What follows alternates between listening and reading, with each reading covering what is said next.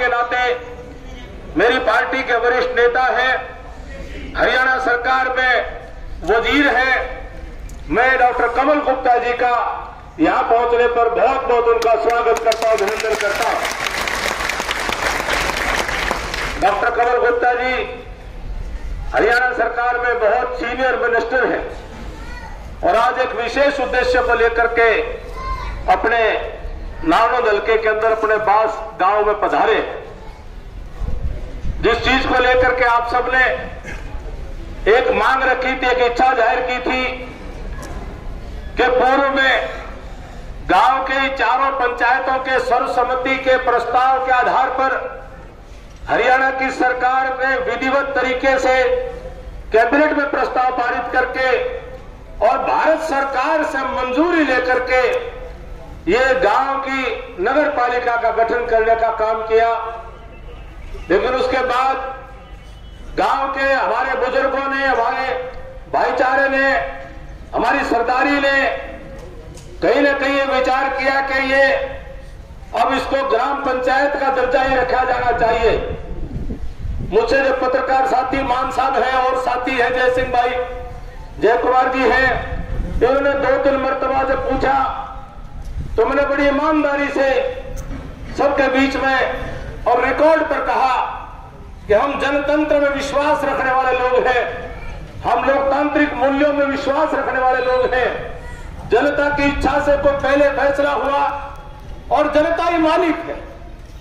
जब कृषि कानून भारत के प्रधानमंत्री जी सर झुका करके जनता को समर्पित होकर के जब वो वापस लेने का फैसला कर सकते हैं तो ये भारतीय जनता पार्टी के खून में है कि हम कोई सरमाएदारों की पार्टी नहीं, हम कोई किसी राजनीतिक खानदान को आगे बढ़ाने वाले लोग नहीं। हम तो जो जनता चाहती है, जो जनता की इच्छा है, जनता मालिक है, उसी पर फूल चढ़ाने वाले हैं। तो मैंने बड़ी ईमानदारी से कहा जो मेरा भाईचारा चाहेगा, जो बहुमत चाहेगा, हम उसके साथ हैं। और आज आप सबने अपना जो भी निर्णय किया, न अपने नगर पालिका से पंचायत का निर्णय, आज डॉक्टर कमल गुप्ता जी और कल रात को माननीय मुख्यमंत्री जी से भी मेरी बातचीत हुई थी। आपके निर्णय पर फूल चढ़ाने का काम हरियाणा की सरकार कर रही है और स्वयं हरियाणा की सरकार यहां पर पधारी है। मैं एक निवेदन जरूर करना चाहूंगा, आदरणीय डॉक्टर कमल गुप्ता जी पर हमारा अधिकार है। आप हिसार जिले के वरिष्ठ मंत्री हो, ये नारनौंद हल्का, ये बास, ये हिसार जिले का एक तरह का छोर है। आपसे प्रार्थना है, वजीर होते हैं, मंत्री होते हैं, जिसको आज के लोकतंत्र में राजा शब्द तो उपयुक्त नहीं, लेकिन उनको राजा मान करके मैं कहता हूं कि जब राजा जब किसी इलाके में आता है तो वो लेने नहीं, कुछ न कुछ देने के लिए आता है।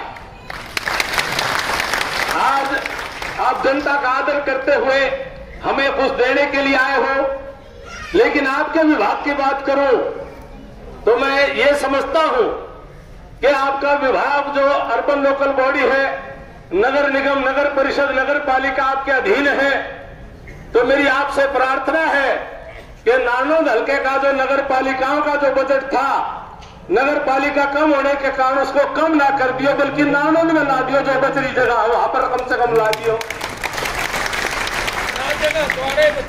महाराज इनके महकमे की बात करो, इनके महकमे की बात करूं तो दवाई कहनी जो तुम कहना चाहो तो आना चाहो हो। अगली बात यही है कि ये बांस बहुत बड़ा गांव है और वास्तव में देखा जाए तो इसका अधिकार है कि जींद और भिवानी रोड के ऊपर एक शहर की तरह से इलाका विकसित हो जाए। आसपास के गांव के लोग जैसे नारनौंद में आकर के कॉलोनियां काट करके कॉलोनियों के अंदर आकर के जो पढ़े लिखे और जो कॉलेज और दूसरी सुविधाओं को लेकर के जो उनमें आकर के बसे हैं। दादा गौतम जी तो अच्छी तरह से सारी चीजों को जानते हैं क्योंकि उन्होंने नारनौंद के विस्तार का स्वयं गवाह बने हैं। इन्होंने तो देखा है कि नारनौंद को जिस प्रकार से विकास हुआ तो वहां पर और कॉलोनियां बनी और लोग और गांव के गुहांड के आकर के वहां बसे और उसका लाभ जो है उस पूरे इलाके को होता है। हमारा भी यही है आपसे प्रार्थना कि आप भले आपका विभाग ना हो लेकिन ये इलाका आपका है, ये जिला आपका है, आपकी नजरें रात बनी रहनी चाहिए।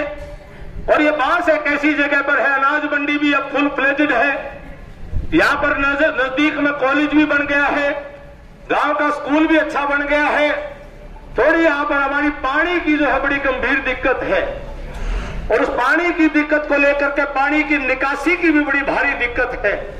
मेरी आपसे प्रार्थना है कि महकमा भले आपका ना हो, लेकिन आप इस हरियाणा सरकार के बड़े सीनियर वजीर हो, ये बांस में आज इतनी मेरी आपसे हाथ जोड़ के विनती है कि आप इसको अपना लो और इसको अपना आशीर्वाद दे दो। ये थोड़ी जो कमियां रहेगी, इन कमियों को भी दूर करने की कृपा करना मैं आपसे प्रार्थना करता हूं। मेरी और हमारे आदरणीय विधायक जी की बात, वो भी इस बात पर जरूर उन्होंने भी आवाज उठाई है।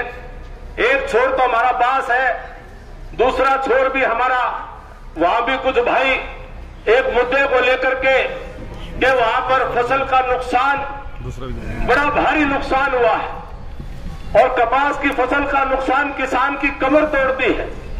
आप वास्तव में देखोगे तो मंडी के रिकॉर्ड गवाही दे रहे हैं कि इस बार गेहूं की फसल में भी नुकसान है, इस बार गेहूं की फसल भी थोड़ी मोकड़ी आई है, किसान को बड़ी तकलीफ है। और सरकार ने हमेशा किसान को उसकी तकलीफ में मुआवजा देने का काम किया है। मनोहर लाल जी की सरकार विशेष रूप से पिछले 7-8 साल में किसान की दुख तकलीफ में मलहम लगाने का काम किया है।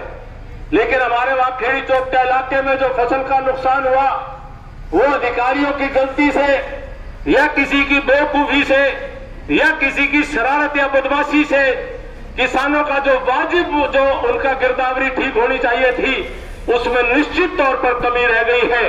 मेरी आपसे प्रार्थना है कि बहुत दिनों से वो भाई भी वहां खेड़ी चौपटा की तहसील के अंदर कोई अपने घर छोड़ करके कोई खुशी से नहीं आता, कोई तकलीफ होती है तब जाकर के उसको संघर्ष करने पर मजबूर होना पड़ता है।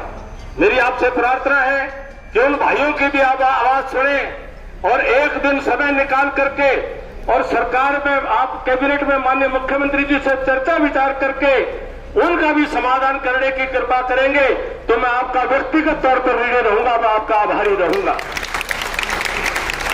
इतनी बातें कहते हुए आपका पुणे नालंद की भूमि पर आपका